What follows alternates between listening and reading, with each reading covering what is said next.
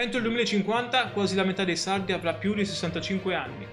La Sardegna sta invecchiando più velocemente di qualsiasi altra regione italiana, ma c'è una professione che potrebbe salvare il futuro della nostra isola. Io sono Matteo e ti ringrazio per essere qui, sull'Isola Informa. I numeri fanno paura. Oggi il 27% dei sardi ha più di 65 anni. Parliamo di 421.000 persone su 1,5 milioni di abitanti. Ma quello che succederà nei prossimi 25 anni è ancora più drammatico.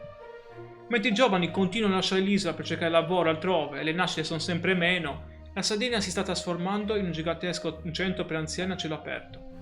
L'età media è di 46,8 anni contro i 45,4 della media nazionale.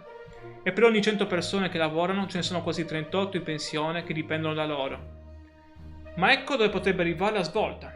I fisioterapisti sardi hanno lanciato un grido d'allarme che in realtà nasconde una grande opportunità.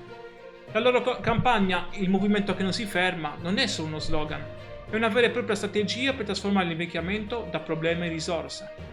Con la fisioterapia infatti si può prevenire la fragilità, ridurre le cadute, mantenere l'autonomia degli anziani. Significa meno ricoveri, meno costi sanitari, più qualità della vita. Il problema però è questo.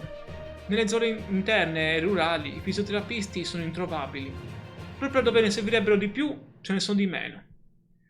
Ma se invece riuscissimo a portare la fisioterapia territoriale in ogni paese con programmi di attività fisica adattati e assistenza domiciliare, potremmo trasformare questa crisi demografica in un modello di invecchiamento sano per tutta l'Italia.